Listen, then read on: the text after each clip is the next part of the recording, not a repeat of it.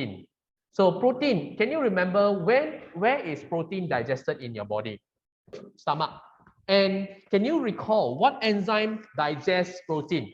So it is protease, yes, but then to be exact, it's called pepsin. Remember? Have you all heard of pepsin? When you all learn digestion, okay, digestion, okay, you learn that in the stomach is the first place where protein digests, right? So in the stomach, it has this juice called gastric juice. So this gastric juice contain one enzyme called pepsin. So what does pepsin do to this protein? So the protein that you take in from your mouth, when it reaches your stomach, this enzyme called pepsin will act on the protein to form polypeptide. Okay, where does this happen? Inside your stomach. And then polypeptide will continue to flow, move to where? After stomach, go where? Duodenum. So at the duodenum, okay, your protein is continued to be digested. And what is, you have this juice coming from pancreas, and it's called pancreatic juice. Okay, and it's called pancreatic juice. And this juice that digests your protein is called trypsin. Okay, trypsin. And this trypsin is going to digest your polypeptide to become peptide. And lastly, this peptide will move to this part called small intestine. And this small intestine will further digest your peptide via an enzyme called erepsin, or they call it peptidase. Okay, erepsin or peptidase, erepsin or peptidase, to digest the peptide to become amino acids. Then only this amino acid absorb into the blood. So when your intestine can absorb this amino acid into the blood, so it tells you that in a protein, what is the smallest structure? Amino acid. You get the idea? Okay. Now, so this protein, okay, this is the protein that you have digested, amino acid. Okay, now you know how do you get your amino acid already. Okay, now this amino acid, as you all know, is protein. What is it used for in your body? In your body, what is it used for? This amino acid, okay? Amino acid protein is very important, okay, because they are the building cells, okay?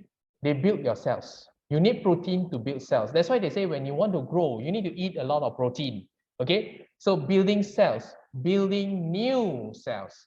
And then besides that, besides building new cells, okay, it builds and repair damaged cells. So when you have new cells, and you also will have damaged cell. Why? Sometimes you have injury, you have cuts and all that. So definitely you have to repair it, isn't it? You have to heal, isn't it? And this is from protein. So besides that, in your body, what are the things that made of protein? Enzymes. Okay, synthesis enzyme. So meaning produces enzyme. All your body enzymes are made of protein. Okay, all your body enzymes. You know the enzyme that I mentioned just now, pepsin, erepsin, all those enzymes, amylase, all those enzymes that you have learned from the digestion, they are all made from protein. And then sometimes some of the hormones, your body hormones, are made of protein synthesis. So what I wanted to share with you is proteins are very, very, very important. We say vital, very important, very, very important component in your body, because it does not only gives you all these function, okay? It not only build and repair. So when you build, you have growth, isn't it? So not only they give you growing, like from baby, you become small kid, you become a teenager, you become adult, and adult slowly you become an old age, isn't it? So it is about growing. So amino acid is very important in that role. Okay. So other than that, okay, what other things that proteins help you? Okay, enzymes, as I mentioned. Do you think that if you don't have enzyme, okay, do you think that your digestion can finish within this 1 hour or 2 hours? It will not. Okay, enzyme is needed to accelerate, and we always say, when we say the word accelerate, is usually to catalyze or catalyze the reaction. So catalyst is usually meant as a reaction that is generally meant as a reaction that is speed up, so that quickly you can get the food, quickly your body can absorb. So with enzyme, you can get the nutrients very quick. So if without enzyme, you won't get it. Maybe when you eat, let's say you don't have enzyme in your body, maybe after 1 year only you burp. That is a very bad news, isn't it? So you see the power of amino acid, which is protein. So protein helps you in production of enzyme. Proteins helps you in growth. Proteins helps you in production of hormones. Okay, so proteins are also very important component, especially in your muscles. Okay, your body muscles are all made of protein. Okay, those bodybuilder, you know, bodybuilder, the one that go to the gym, before they go to the gym, what do they take? Protein shake. They take a lot of protein shake, they take a lot of eggs and all that, isn't it? So that is a source of protein. Why? Because when they want to build new muscles, they have to have this component, because these are the components to help them to build the body muscles. Okay, and then recently you have been injected with vaccines, isn't it? And vaccines do what? Produces antibody. And these antibodies in your body are all actually coming from protein. Okay, so when you were injected with vaccine, your body will start to produce antibody, 抵抗力. So that antibody is very important to keep you immune to disease, isn't it? So, and this antibody actually comes from where? The protein that you eat. Okay, it all combine to become antibodies. Okay, so that to protect you from infections. All right, and one last part that I want to talk about amino acid, very important. Without it, your red blood cell will not produce, because hemoglobin, you look at the word bin means protein. So hemoglobin is made of protein. Without hemoglobin, say bye-bye to oxygen. Okay, you will not be able to carry oxygen. So you see, these are the important things about protein. What are the chemical elements inside protein? And protein is always very, very similar like carbohydrate. Okay, they also have CHO. But what I want you to remember in extra is NSP. And what do you mean by NSP? CHON SP, they call it. CHON, C for carbon, H for hydrogen, O for oxygen, N for nitrogen, S for sulfur, and P for phosphorus. Okay, so these are the elements in protein. When you have protein broken down, okay, that is called hydrolysis. Why? Because you use water to break it. Okay, you use water to break it. And when you have amino acid produced, where we call protein synthesized, and this is what we call condensation. Okay, where water is produced. Okay, so this is the difference between broken down and synthesis. So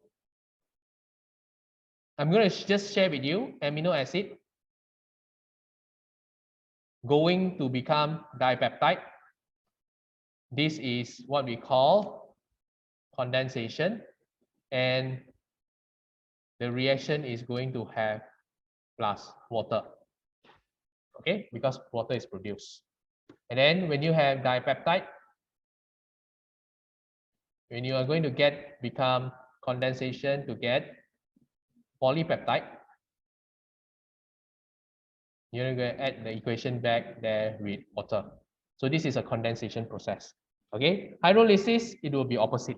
Okay, hydrolysis, it will be opposite. At the structure of the protein. So structure of protein, okay, they have primary, secondary, tertiary, and quaternary. So as you all can see from this, the first one is primary, the bottom one is a secondary, the third one is on the right, and the fourth one is at the bottom. Okay, so you can see the difference between this structure. Primary structure, you still can see the amino acid, right? 1, 1, 1, 1, 1, still can see. That is a primary structure. Primary structure meaning a one long chain, one chain only. But when you have two or more chains together, it either forms beta pleated sheet or alpha helix. Okay, a beta pleated sheet or alpha helix. Okay, so let me share with you. What do you mean by this? All right. So in a protein structure, okay, protein, they are divided into the primary structure, secondary structure, tertiary structure, and quaternary structure. Okay, so when you have amino acid, amino acid, amino acid, amino acid, you still can see the amino acid joining together in a single chain. This is what we call primary protein. But when you have two or more chains that join together, and when they join together, they form a shape like a folded paper, like that, folded paper. You see, a zigzag folded paper. Okay, you know, folded paper. Like a folded plated paper. This kind of shape is called beta pleated sheets. Okay, SHEET, beta pleated sheet. Or if you have a structure like look like a twisted kind of structure, twisted, round and round and round and round, twisted. Okay, twisted structure. So this one is alpha helix. Alpha helix. Okay, the structure called alpha helix. And then tertiary, you will see a more thicker structure. But in the thicker structure, you still can see the inner part. You still can see some inner part inside, the zigzag part. You still can see. And the quaternary, you won't be able to see any part. It's just a very thick shaped thing. Very, very thick. Very, very thick. That you couldn't see any other things else already. That is a quaternary structure. What I want you to write examples. Okay. I worry sometimes exam they ask you what are the example of primary protein structure. Okay, for primary protein structure, the example you can write there. Okay, single amino acid chains, single amino acid chains. Okay, a single chain, a single amino acid chain, the example. And then for secondary structure, okay, for secondary structure, I want you to write example. The examples are usually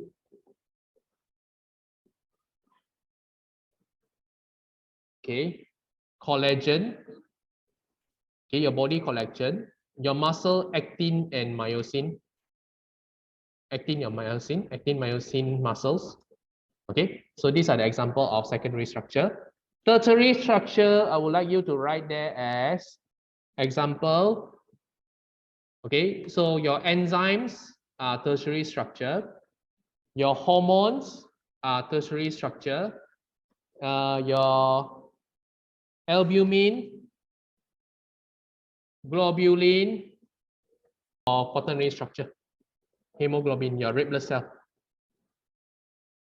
Okay, hemoglobin. These are the different type of structure of amino acids. Okay, like you know, like your sugar, you have monosaccharide, disaccharide, polysaccharide, right? So it's the same like protein. They have the amino acid, which is the primary structure, the secondary structure, and also tertiary and quaternary.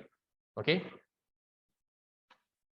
Okay, so this is about protein. Now, I would like to move on to the next one, which is fat. Okay, so that is about protein. So protein, okay, these are some of information about protein. We have amino acid, which is essential and non-essential. So what do you mean by essential? Essential that you cannot produce, so you need to eat it. So that's why it's called essential. Okay, when something that you need to eat it, so we call it essential. When something is not essential, meaning your body can produce it. So we have essential amino acid and non-essential. Essential meaning your body cannot produce, you have to eat to get it. And non-essential is doesn't mean that your body don't need it. Your body still need it. It's just that your body can self-produce. Okay, that is non-essential amino acid. Okay, fats has many names. Fats, sometimes they call it fats, sometimes they call it lipid, sometimes they call it triacylglycerol, and sometimes they call it triglyceride. Okay, so these are all the names of fats. Okay, just meaning the same thing. Okay, You can call it fat, you can call it lipid, you can call it triacylglycerol, you can call it triglyceride. And when they say, when you eat too much sugary food, you become fat, true, right? Okay, when you eat too much sugary food, because sugar can convert to become fat. So what does that tell you? When the sugar can be converted to become fat, so we can easily say that they have the same elements. They have the same element. They have C, they have O, H, and O, like the carbohydrate. Carbohydrate, carbon, hydrogen, oxygen, right? Fats also the same. CHO, carbon, hydrogen, oxygen. Okay, their elements are the same. So remember, fats and carbohydrate, they have the same elements. Okay, so that's why fats and carbohydrate, they always say fats provide energy. Sugar also provide energy because they have the same element. Okay, so now what I wanted to share with you is fats, when you all, okay, this is again digestion. Digestion of fats happen where? Just now protein I asked you is stomach, right? What about fat? Where is fat digested? So you see, digestion is a very special process. Where it all started from your mouth, it goes to your esophagus, it goes to your stomach, it goes to your duodenum, it goes to your small intestine, it goes to your large intestine, it stays a while in the rectum, it stays a while in the rectum before it is being released through the anus. True, right? So this is a process. Okay, now gallbladder is not in this list, but it is related. At which part? At this duodenum part. At this duodenum part, you have two things attached to duodenum. The first one is pancreas, and pancreas produces pancreatic juice. The second one is, at this duodenum part, you have a gallbladder attached to it. And gallbladder is inside this big thing called liver. All right? So now get this idea correct. Okay, once and last time. Get this idea correct. Liver produces bile. Okay, liver produces bile. What is bile? What is bile? Question mark. Bile is a salt. A salt. It's not enzyme, but a salt. A salt that emulsify fats. And what do you mean by emulsify fats? Okay, what do you mean by emulsify? Meaning that a large fat become small droplets. So it does not digest, but it make a big fat become small droplets. Why? Why? Because to increase surface area for enzyme action. So the enzyme can go in between the small molecule. The big one, you can only go at the surface, right? But when it comes small, the enzyme can go in between, right? Right or not? So that is the purpose of bile. So is bile an enzyme? No. No fats. So fats, as you all had heard, fats, okay, it will be broken down into fatty acid and glycerols. So when they become fatty acid and glycerol, which enzyme digests fats? Remember, fats has another name called lipid. So the enzyme has very similar name like the lipid called lipase. Okay, the enzyme called lipase. And this process is also the same name, hydrolysis. And when it is reversed, also the same name, condensation. So you can use hydrolysis and condensation for carbohydrate, for protein and fat, no issue. Same meaning. Okay? Hydrolysis means breaking down and using water. And then condensation means formation and water is produced. So same meaning, same thing, same idea, same logic. All right. So digestion of fat produces two things, fatty acid and glycerol. And how do I know how many fatty acids are produced and how do I know how many glycerols are produced? Who can tell me? When fats are broken down, how many fatty acids are produced and how many glycerols are produced? This is a part that I want to teach you the trick. Look at the name triacylglycerol. Okay? The word triacyl means three, tri means three, isn't it? Triple. Tri means three. Three what? Three fatty acids. And glycerol means one glycerol. So for every fat that is broken down, there are three fatty acids being produced, one glycerol being produced. Okay? So in a diagram, usually how do they draw this process? They will give you a picture that looks like this. Fats, they will give you a rectangle with three things joining together. So when they were broken down by lipase, you are going to get the three things and the rectangle. So can you predict what is the rectangle? Glycerol, right? And can you predict what is the zigzag thingy? Fatty acids. Why? Because as I mentioned, three fatty acid, one glycerol. Okay. So can you please write down here? Okay, write down here. This is glycerol, and this is fatty acids. Okay, fatty acids. All right, and then this is fats or lipid. Lipid. All right, and then in between, can you please write there lipase enzyme? So now I would like to move on to the next part called two types of fats. Okay, the two types of fats. You all can refer here. Okay, now let me share with you about two types of fat. Okay, as you all can see, fats are divided into two types. And the first type is called saturated fat.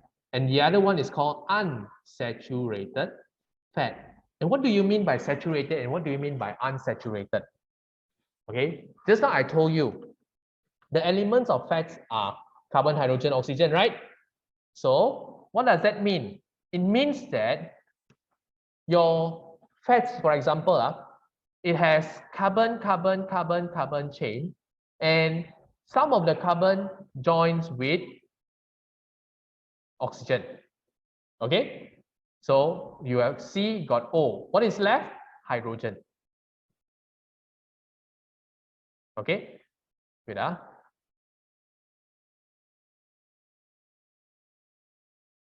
So the rest are all hydrogen. Okay. So can you see that in a carbon can have how many bonds? One carbon can only have 4 bonds. So can you see any more space for the carbon to fit in? I mean, any more space for hydrogen to fit in the carbon? No more, right? So this is what we call saturated. It's fully occupied. Okay? Saturated. Saturated is like overload already. Okay? So if it is unsaturated, how do you create unsaturated? Double bonds. For example, the same amount of carbon, okay, you have double bond. So when you have double bond, as I mentioned, one carbon can have 4 bonds. So on the left side, you got 2. On the middle, you have 1. And then here got 4. Here got 4. So how many hydrogen do you have here? Can you see that there are space here?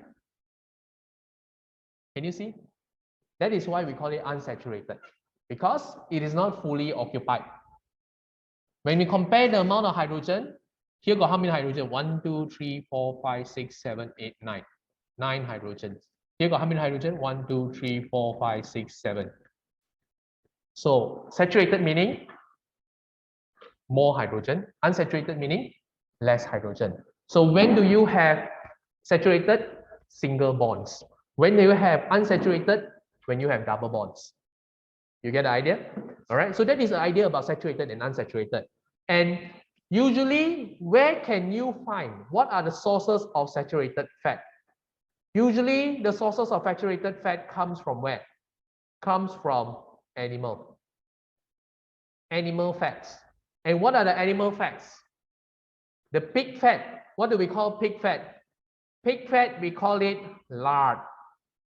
You know, 你们吃炒粿条啊，猪油炸啊, that one is called lard. Wow, that one very nice. You put that in the fried kway teow. Okay, so you can see here, animal fat such as butter. All right, butter is animal fat. So you write that extra lard, pig fat. That is a pig fat for your understanding only. Okay, and then what else?